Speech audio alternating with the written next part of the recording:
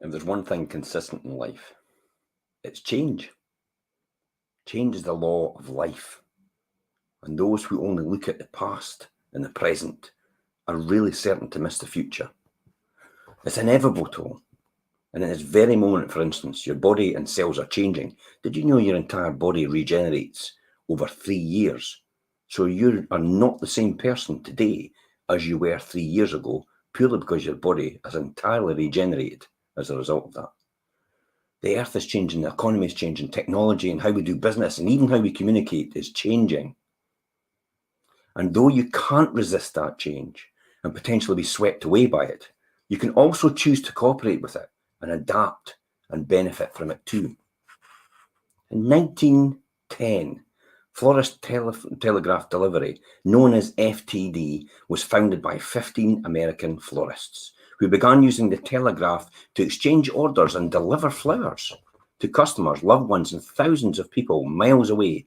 Gone were the days when daughter or sister would go to the florist and order a small bouquet. Family members were relocating to cities and towns far away.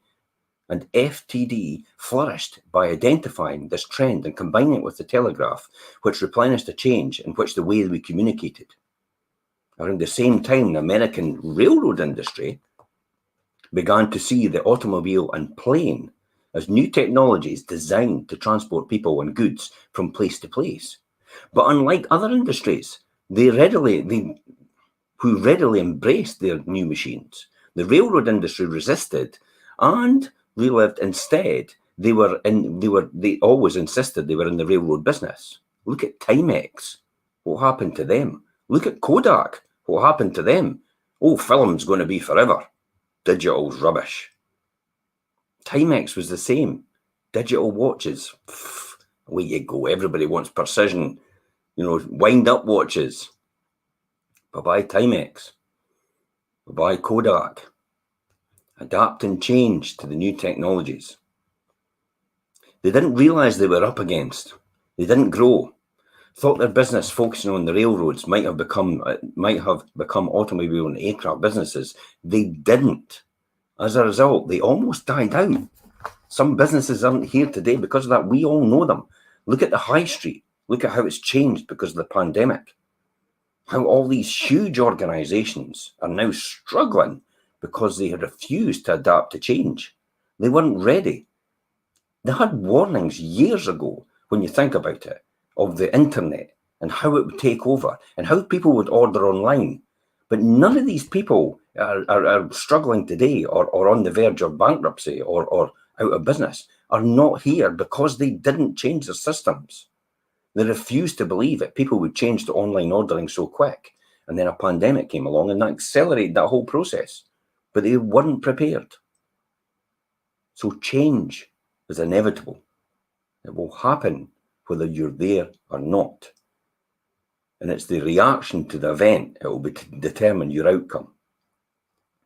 So when change happens, you can either cooperate with it or learn how to benefit from it, but you can't resist it and eventually you'll get run over. It's your choice. When you embrace change wholeheartedly as an inevitable part of life, looking for ways to use new changes to make your life richer, easier, and more fulfilling, your life and work will be much better as a result of that. You'll experience change as an opportunity of growth and new experiences. Several years ago, Jack Canfield was hired to consult on a Navy SEAL Systems command in Washington, D.C. They had just announced that they're moving the entire system to San Diego, California, which meant a lot of civil service jobs were going to be lost in that transition.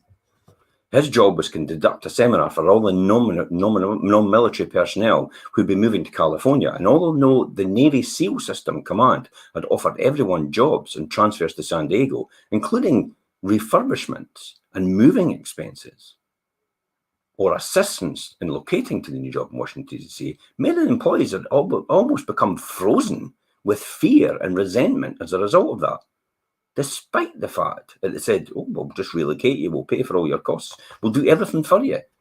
And some people are just froze. They've refused to adapt to change.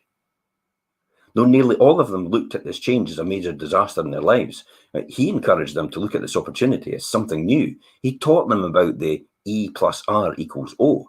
And and how the move to San Diego, which was the E, the event, was inevitable, and their outcome, which is the O, whether or not they flourished afterward, was entirely dependent on their response, which is R, to the situation. Perhaps you'll find a more empowering job in DC, he said, and even a job that will get better pay. Or maybe you'd like to move to California, where it's warm most of the year, and new friends and adventures are waiting for you. Slowly they began to move from panic and fear to realizing that things could indeed work out for them, maybe even for the better. If only they'd embraced this change as an opportunity to create something new and better for themselves in your life. So how do you embrace this change? We'll realize that there's two kinds of change. Cyclical change and structural change, neither of which you can control as a result of this. Cyclical change is such change as we see as the stock market, for example. It happens several times a year. Prices go up and they go down, and there are bull markets and there are corrections and there are bear markets, and we see seasonal changes in the weather, increased spending on the holidays, move with travel in the summer and so on, and that's the seasonal changes. These are all changes that happen in cycles, and we just accept them as a normal part of life.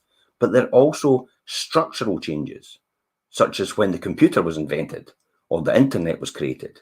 And both these technologies completely changed how we live, work, and get our news and make purchases. Structural change like these are the kinds of changes that there is no going back to doing things the way they were before. And these are the kind of changes that can sweep you away if you resist them. I remember when the computer first came into the work, and some of the older generation just couldn't take it at all. I can't use computers. It's impossible for me to do it. And sadly, they just left because they couldn't embrace that change. Whereas someone like myself, I was so young, I was like, this is brilliant. This is a fantastic opportunity. I could see this going somewhere. And as a result, I embraced it and used the technology to advance my career. Two ways of the same situation. One was negative, one was positive. Like the Navy SEAL System Command employees, FTD florists, or the railroad industry, will you embrace these structural changes and work towards improving your life? Or will you resist them? Remember, back to the time where you experienced a change but resisted. Perhaps it was a move, or a job transfer, or a change in suppliers, a change in technology in your company, a change in management, or even a teenager going off to college. A change you were going to have to deal with, and you thought it was the worst thing in the world. What happened once you surrendered to that change? This is the key important point. Acceptance. Did your life actually improve?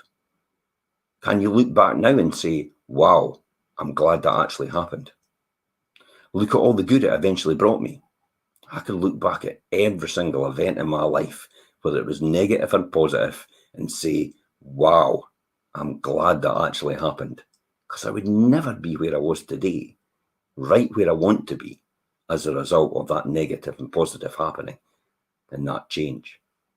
If you can always remember that you've always been through changes in the past and that they're largely worked out for you in the best, you can begin to approach the new change with excitement and anticipation you should. To help embrace any change, ask yourself the following questions. What's changing in my life that I'm currently resisting? Why am I resisting these changes? What am I afraid of with respect to this change? What am I afraid might happen to me as a result of this change? What's the payoff for keeping things the way they are? What's the cost I'm paying for keeping things the way they are? What benefits might be there to this change? What would I have to do to cooperate with this change? What's the next step I could take to cooperate with this change? And when, most importantly, will you take that next step? And I'll see you tomorrow.